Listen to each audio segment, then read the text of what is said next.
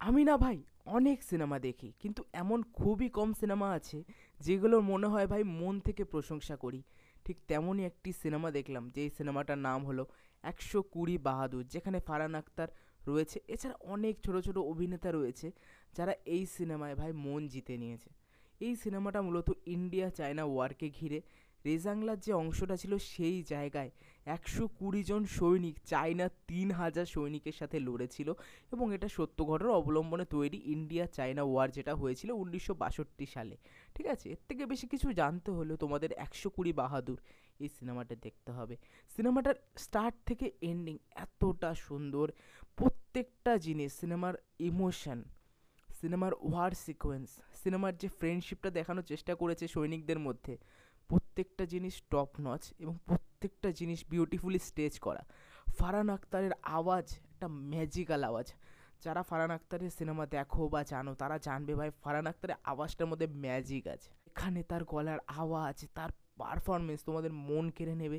আর যে ছোট ছোট ক্যারেক্টারগুলো আছে তাদের এতটা ভালো পারফরমেন্স, এতটা ইমোশনাল করে দেয় ধীরে ধীরে সিনেমাটা, জাস্ট অসাধারণ। রাশি খান্না কিছু কিছু জায়গায় সিনেমায় রয়েছে, তার পারফরমেন্সও ভালো, বলবো না যে বিশাল কিছু, তার বেশি জায়গা ছিল না। এবং একটা গান আছে মাঝখানে, নিকলে থে জব হাম ঘর সে, গানটা আমার খুব ভালো লেগেছে।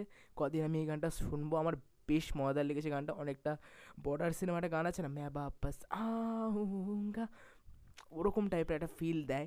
এবং এই সিনেমাটা তোমাদের ইমোশনালি কানেক্ট করে নেবে নিজেদের সাথে। তোমাদের যদি শেরশাহ ভালো লেগে থাকে, বা মেজর ভালো লেগে থাকে, বা আমারান ভালো লেগে থাকে, বা যেগুলো ওয়ার রিলেটেড সিনেমা যেগুলো তোমাদের পছন্দ, এই সিনেমাটা তোমাদের টপ লিস্টে উঠে যাবে। শেরশাহ নয় ১২০ বাহাদুর, এই সিনেমা দুটোর মধ্যে তোমরা কোনো একটাকে নিজের টপ লিস্টে রাখবে।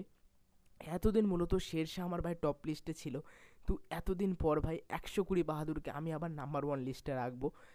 জাস্ট অসাধারণ লেগেছে সিনেমাটা। আমি খুব কম সিনেমা নিয়ে এরকম প্রশংসা করি, যেগুলো আমার ভালো লাগে সেগুলো প্রশংসা করি। এই সিনেমায় যেমন সুপার বয়েস অফ মালেগাঁও আমার দারুণ লেগেছে, প্রদীপ রাঙ্গানাথনের ড্র্যাগনটা ভালো লেগেছে। এছাড়া অনেক, একটা কোর্ট ভার্সেস কি একটা বেরিয়েছিল না, ওই একটা সিনেমা ভালো লেগেছে। এবং এই ১২০ বাহাদুর সিনেমাটা বেরোলো, জাস্ট অসাধারণ লাগলো। এবং খুব কম সিনেমায় আমি প্রশংসা করি যেগুলো আমার দারুণ লাগে।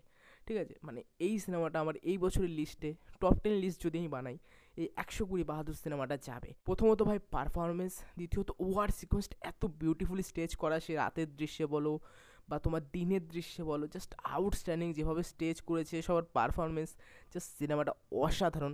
যারা ভাবছো দেখবে এই সিনেমাটা, অবশ্যই বড় স্ক্রিনে গিয়ে সিনেমা হলে গিয়ে চেক করো। রিসেন্টলি রিলিজ করেছে, সিনেমা হলে চলছে, অবশ্যই চেক করো।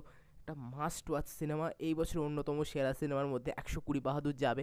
এখনও লোকে হয়তো দেখেনি সেরকমভাবে, তোমার চলছে না যে, মানে লোকেদের মুখে মুখে কথা চলছে না, কিন্তু ধীরে ধীরে যত সিনেমাটা লোকে দেখবে বা যখন ওটিটিতে আসবে, তখন এই সিনেমাটা নিয়ে প্রশংসা ভাই হবে। তখন ভাই বুঝবে এই সিনেমাটা কী লেভেলে। ঠিক আছে, যারা এখনও দেখোনি, যারা দেখার ইচ্ছা আছে এরকম সিনেমা, ওয়ার রিলেটেড সিনেমা তোমাদের পছন্দ, অবশ্যই যাও। আর যারা দেখে ফেলেছো তোমাদের কেমন লেগেছে অবশ্যই কমেন্ট করে জানিও। দেখা হচ্ছে পরবর্তী ভিডিওতে। টাটা।